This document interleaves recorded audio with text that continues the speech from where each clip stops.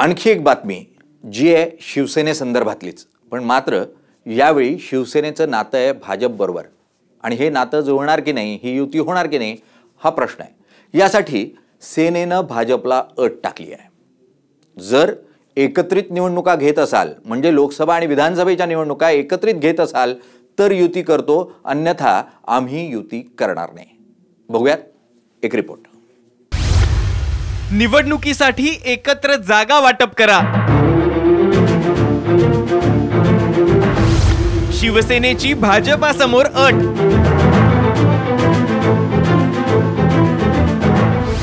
युतीच्या गोठलेल्या चर्चेची कोंडी फुटणार। शिवसेना प्रमुख बाळासाहेब ठाकरेंच्या जयंती दिनी भाजप शिवसेना युतीच्या गोठलेल्या चर्चेची कोंडी अखेर फुटली आहे। पण विधानसभा आणि लोकसभा या दोन्ही निवडणुकांसाठी एकत्र जागा वाटप करा, तेव्हाच युती होईल अशी अट शिवसेनेनं घातल्याचंही समजतंय। 28 जानेवारीला भाजपच्या राज्य कार्यकारिणीच्या बैठकी आधी ही चर्चा व्हावी अशी सेनेची मागणी आहे। शिवसेनेचा सोबळाचा नारा आहे उद्धव ठाकरे साहेबांचा आणि त्याची संपूर्ण तयारी पक्ष उद्धव ठाकरे यांच्या नेतृत्वाखाली करतो। भाजप नेते जाहीरपणे सांगतात की आम्ही युतीसाठी तयार आहोत, शिवसेनेशी बोलणी देखील सुरू आहे, चर्चा देखील सुरू आहे। मग जर कुठे बोलणी गुप्तपणे सुरू असतील ते चालू राहू द्या। विशेष म्हणजे सध्याची परिस्थिती पाहता भाजप सुरुवातीपासूनच युतीसाठी आग्रही आहे। हीच संधी साधून सेनेसमोर अटी शर्ती ठेवल्या आहेत। मी म्हटलं ना की शेवटी असं आहे की प्रत्येकाला असं वाटत असतं की मला अधिकाधिक गोष्टी मिळाल्या पाहिजेत। असं वाटत असताना एकत्र बसून जो निर्णय होतो तो सगळ्यांना मान्य करायला लागतो। त्यामुळे त्यांना वाटतं की आमचा मुख्यमंत्री असलं पाहिजे। भाजपचं म्हणणं असं की ऑलरेडी आता आमचा आहे मुख्यमंत्री आणि त्यामुळे आमचं असलं पाहिजे, हे वेगळं म्हणण्याची आवश्यकता नाही। चर्चेतून राज्यात सत्ता स्थापन झाल्यापासून शिवसेना भाजपचं तुझं माझं जमेना आणि तुझ्या वाचून करमेना असा डाव सुरू आहे।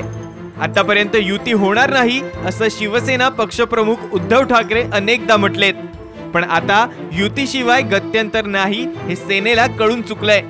पण त्यातही अटी शर्ती घालून सेनेनं भाजपला पुन्हा एकदा कोंडीत पकडण्याचा प्रयत्न केलाय। राजू सोनवणेसह वैदेही काणेकर, साम टीव्ही, मुंबई। मुळात या बातमी मागची काय बातमी आहे ते जाणून घेण्याचा प्रयत्न करूयात। पहिला मुद्दा, शिवसेनेला हवंय एकत्र जागा वाटप। का हवंय? कारण गेल्या वेळी लोकसभेच्या वेळेला शिवसेनेला योग्य तो मानसन्मान मिळाला, मात्र विधानसभेला जाताना भाजपनं सेनेला विसरल्यासारखं केलं। योग्य ती मदतही केली नाही, सहकार्यही केलं नाही आणि इतकंच नाही, मग ज्यावेळी राज्यात सत्ता आली त्यावेळेला योग्य ती मंत्रिपदवी मिळाली नाही। केंद्रातही तशीच अपमानित अशी वागणूक देण्यात आली। 25 वर्षे एकत्र असलेल्या मित्रपक्षाला अशा स्वरूपाची वागणूक मिळाल्यानं शिवसेना दुखावली आणि म्हणूनच नारा सुरू झाला, काहीही झालं तरी युती होणार नाही। पण हे का घडलं? पुढच्या मुद्द्यावर नजर टाकूया। बातमी मागची बातमी। पुढचा मुद्दा तो म्हणजे भाजपचा गरज सरो आणि वैद्य मरो अशा स्वरूपाचा इतिहास। भाजपनं फक्त महाराष्ट्रातच नाही तर उत्तर भारतातही विविध राजकीय पक्ष, जे स्थानिक पक्ष होते त्या पक्षांना बरोबर घेतलं, मात्र केंद्रात बहुमतानं सत्ता आली आणि या पक्षांना दूर सारण्यात आलं। विधानसभा निवडणुका असो किंवा मग स्थानिक स्वराज्य संस्थांच्या, काहीही झालं तरी भाजपनं एकट्यानं सत्ता आणायची अशा स्वरूपाचा एक प्रवाह सुरू झाला। मुख्यतः अहम आला आणि त्याच अहमपणामधून मग मित्रपक्ष दुरावले।